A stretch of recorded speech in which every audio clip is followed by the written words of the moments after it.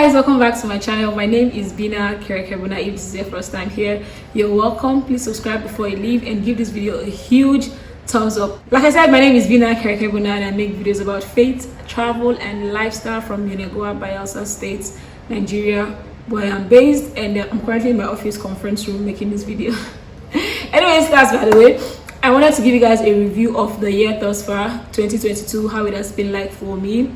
And I do this yearly. I do this like every year. I like to do what has happened like for the first quarter or like for the first half, what has happened. And this year has been interesting, if I do say so myself. You know, interesting is the word. And I especially want to do this review because of how terrible and how bad last year was for me. Last year was real terrible. I have a couple of videos that I did a whole lengthy video explaining my ordeals, my vicissitudes of life from last year. But this year has been pretty interesting. Like, I'm not going to lie, it's been pretty interesting. There's been ups and downs. So let's without further ado, ladies and gentlemen, let's dive right in. So first things first, I want to state that I entered this year without any expectations. Like I didn't even want to write prayer points from my, like usually the 31st night, crossover night, you usually write prayer points that you want for the next year and then you pray about it. I honestly did not even want to write anything, if I'm being honest. But my younger sister gave me about 2 prayer points or so that I should pray about, that I should write and God should do for her in the year. And quite frankly, they've even been answered. If I'm like, God has been so good. The prayer points that I wrote for her has been answered. But with my own life and with my own self, I came in blank. Like I came into the year just not expecting much. Like I said, also because of what happened last year. Last year I was expecting so much from life. I held the word tight to my chest. I had my goals written down. I was so hopeful. I was so hinged on the faith. And when things were falling apart, I just kept on getting disappointed. So like it broke me. Last year, 2021 broke me. And so I didn't want to have all of those high expectations or like hold anything too tight to my chest anymore. Just high goals and everything. No. I did not want to get the disappointment that I didn't want to feel I was sure that I didn't want to be feeling the way I felt last year. So I entered this year with just a blank sheet, with a Jesus take the wheel mentality. So it was just cruise and vibes. Jesus take the wheel, do with me as you please. My life is I'm pretty much a canvas. Draw whatever you will with it. Like honestly, I wasn't expecting much from the year. So anyhow the year turned out to be, I'm like, it's alright. But only prayer point and expectation though was I don't want to lose anybody close to me this year. I don't want to lose a family member. I don't want to lose a close relative. I don't want to lose close friends or family. Like, do you get? I just didn't want to mourn anybody's death. No, I didn't want anybody close to me to die. So I was like, as long as nobody is dead, as long as nobody is dying, then I'm good. Anything that wants to happen can happen in the year. I really do not care. Like, I don't know, but I don't give a damn. I don't really care. Yeah, I don't really care. Yeah, carefree mentality, man. That's what I came into the year with. I'm just like, okay, take every day as it comes, and that was hard for me.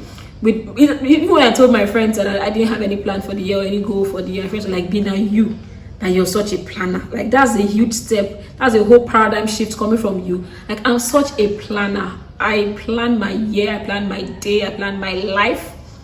I don't leave things to chance. I don't take every day as it comes. I know what I want to achieve and I work towards it. That has been my life since I can remember. So me saying that I'm entering the year without a plan, without any written goal, was a huge step for me. And so far so good. So far so good. And I will explain later as we get into the video. But so far so good.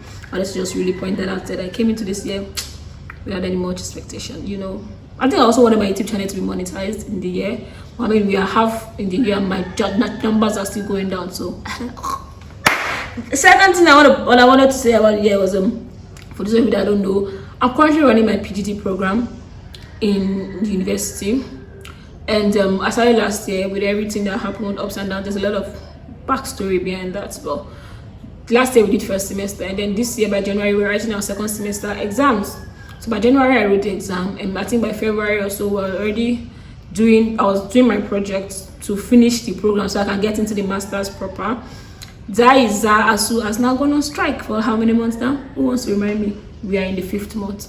So ASUU has been on strike, and my project that I've written is just hanging, just pending, just to write the project, get the correction and defend. And also I've done my first semester exam, second semester exam done, project is writing, and that's where we at. That's where we at with the academics. Also, I'm not feeling terrible about it because, like I said, I did not exactly set timelines onto as to when I want to finish this PGD and start the masters. I didn't have that kind of grand plan for the year. So that ASUU is on strike and that my PGD is on hold. I'm like, Jesus, take the wheel. Do what you want, man. Like, let my life above my will, let your will be done. And if this is your will for me, then I'm not even fighting it. Like, I don't have strength. So I'm not feeling bad. I'm not feeling terrible about that. My PGD is on hold because ASUU is on strike. Life has been lifing. Life is lifing. Next thing that I want to discuss about the first half of this year has been a whole struggle with my father's health. My father is one of the healthiest people that I know in life. He's as healthy as a horse. My dad takes care of his body. My dad chews what's this thing, garlic. He eats barley. He eats vegetable. He eats everything raw. My dad can eat onion just because they say it's healthy. My dad takes supplements. He's been all those omega things, all this trenin. My dad eats all of those things to like make his body vibrant. He's very conscious about his health. My dad does not even eat out really because he's very particular about his body. My dad works out. If you see my dad before, you might have seen a six-pack somewhere. He's very flat stomach, very broad-chested, well chiseled. For a 60-something-year-old, he looks very good. My dad takes care of himself, so he's very healthy. But this year, ladies and gentlemen, we've been in and out of the hospital like almost every other month with my dad. Started with eye surgery. My dad has a bad eye. Went to go and do the surgery. From there, we discovered that his BP was over 200, over 120. So it was skyrocketing. We were handling BP. We were dealing with eye issues. Malaria was coming in by the side. There was strong stomach by the side. There was just every other thing. Like the devil has really tried this. Like right now, because my father is healthy right now, the devil must be pretty mad. Like honestly, I think the devil is really mad because he tried, baby. The devil tried, man. But we give God all of the glory. With everything that has happened in the year, I just want to thank God because my father is real fine right now. He's real healthy. He's doing good. So yeah, that's one of the things that has happened this first half of the year. I'm really hoping that moving forward into the second half of the year, that my dad is as healthy as can be. He's old and gray and bones aching and seeing his children, and death does us part. I just hope that's all because honestly, sickness is such a draining thing. Like my whole family was drained. Your aura. My house is like, we are mostly sanguines in my house. We are mostly extroverts in my house. There's like barely any introvert, maybe 2. I have a big family, so maybe 2 or 3 people out of 20 are introverts. The rest of us are like out there, outspoken. We are positive. There's just energy and vibes in my house. We are dancing and we are vibing. But with my dad's sickness, we've had to like tone down the aura in my house is like just toned down a bit. We all cannot be too sanguinish because there's somebody sick in the house. Everybody has to be mindful. It's like we're walking on eggshells around him. It was somehow. Do you get? So like just things getting back to normal little by little makes me happy. So I'm happy that he's healthy. I'm happy that he's fine. So yeah, that's also something that happened. The next thing I want to talk about is my finances. Okay, this year I would not say that I've struggled financially. I would not say that. I've not been as boisterous. I've not been as financially back there like I used to be. But I'm not struggling as I was struggling last year. I would say that. I can tell you that for free. That financially I've been doing okay. There have been times where I've had money in my account that I didn't have need for. I've had those moments. Last year I did not have any 10K sitting in my account that I did not have need for at any point in time. I don't think I had 10,000 in my account just lying dormant the whole of last year. I don't think so. But like with this year, let's say, I mean, God has been good. That's all I can say. So like I've not been struggling financially. I have been able to meet my needs. I'm not owing people as much. People are owing me. They refuse to pay me. I'm calling all of you out. If you're owing me, please pay me. I beg you. I promise that I'm not rich. I promise that I'm not rich yet, so I beg, if you're owing me, pay me. Yes, I'm not struggling financially, but I beg, pay me. I can live better than this. Like, I mean, hello. Next thing I talk about is traveling. So I have been traveling more this year, I think. Yes, because I've been to Abuja twice already in the year. And the last time I was in Abuja was 2019, before now. So if I've not traveled to Abuja in like 3 years, and then only this year I've traveled twice within the first half, that's something, right? I haven't also been to Lagos in 2 years. I haven't been to Lagos though. So I've been to Port Harcourt. Where else? Have I been to Delta? They say, oh yes, I have. Have I? Anyways, yeah, but I have been traveling more this year, and I'm also planning a girls trip with my friends. So like we're on the WhatsApp group planning. I hope that trip materializes, because you guys know how girls trip and planning can be. I really hope that trip materializes. So yeah, I've been a little bit in and out of town, and I love it. I love to travel, so anything that takes me out of town, yeah, that's my jam. So yeah, that makes me happy. Next thing I want to talk about is my faith.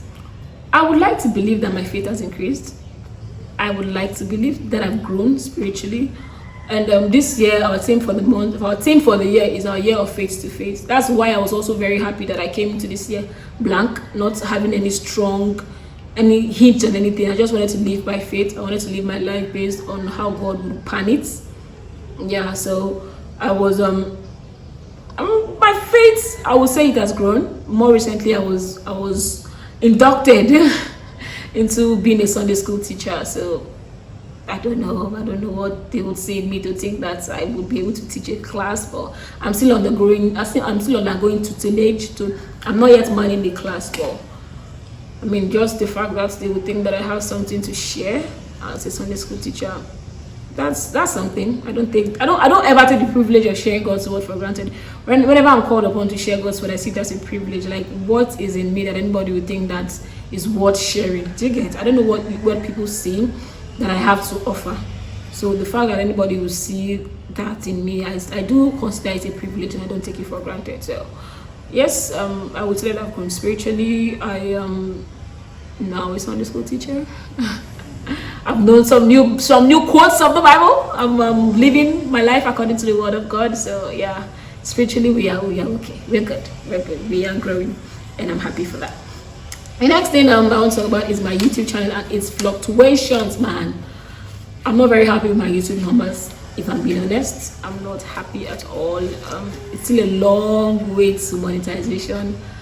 I just don't want to think about it so much, because like I said, right, face to face, I'm not tying anything close to my chest. If it happens, it happens, because I mean, it's going to happen according to the will of God. So it's not because I wrote it down somewhere, or like I strongly prayed about it or did anything. Honestly, it's just God that's going to do it at his own time, and God that makes all things beautiful at his time will make it beautiful. When it happens, I will be happy, I will be glad regardless. So right now I'm not exactly happy with that, but there's nothing I can do. So I'm living my life, doing the best I can, putting out videos every other day, at least 2 videos a week. I'm sharing my videos on my platforms. I'm making my friends watch. I don't know what else I can do. So. By the way, I have a YouTube short that's about 65,000 views right now, but it's not counting. You guys know those short views don't count. They don't count to your watch hour. They don't amount to anything in your watch hour. So even though ideally that video, when I calculated it, should give me about 325 hours, but it's not showing in my YouTube studio. So sad, right? But then it has given me over 55 subscribers in the last 2 weeks, so that's good. I hope those 55 subscribers will watch other videos that can count in my watch hour. I really hope so, because baby girl is tired of this YouTube struggle, man. You know. Okay, so that's that. The next thing and the last thing I'm going to be talking about briefly is the fact that your baby girl chopped breakfast a few months ago. They give your baby girl breakfast like last you don't cast last everybody go chop breakfast. No, honestly, I shop a breakfast. They just said, nah, I can't do this no more. So bye. Like, that's it. So not because I did anything wrong. I don't know. I will do this video sometime in life. I don't know. I'm not sure it's this year. I'm not sure it's next year. I don't know when, but eventually I will get around to do and sit down and talk about this whole breakfast story when I'm in a much more better place. Right now, I'm doing better emotionally. I mean, because I've been chopping. I chopped this breakfast like a few months ago, and I've still been putting out videos. I've still had my whole positive attitude. If I don't tell you say I chop breakfast, you're not gonna say I chop breakfast, because I've still been myself. I've still been functioning as optimally as I've been functioning. Yes, I have a very good grip of my emotion. That's one thing I like about myself. I have a very strong hold of everything that's going on in my head. No matter what's going on in my head, it's never showing my countenance. I'm always very positive. I'm always a happy person regardless. So yes, that happened. It was a very long relationship, but yeah, a few months ago, and I'm fine. Please, for those of you that want to know, I'm fine. I'm doing real good. I'm fine. Honestly, I'm fine. And like I said, sometime in life, you guys should watch out for it. When I do it, I'll let you know. Sometime in life, I'll do a lengthy video explaining all the ordeals that happened and everything that led up to this point. But for now, this is where I'm ending this video. I know I've talked a lot, I have rambled a lot, but thank you guys for watching. I hope you watched to the end. Until I see my next video, guys, please continue to remain in God. God bless you guys. Bye.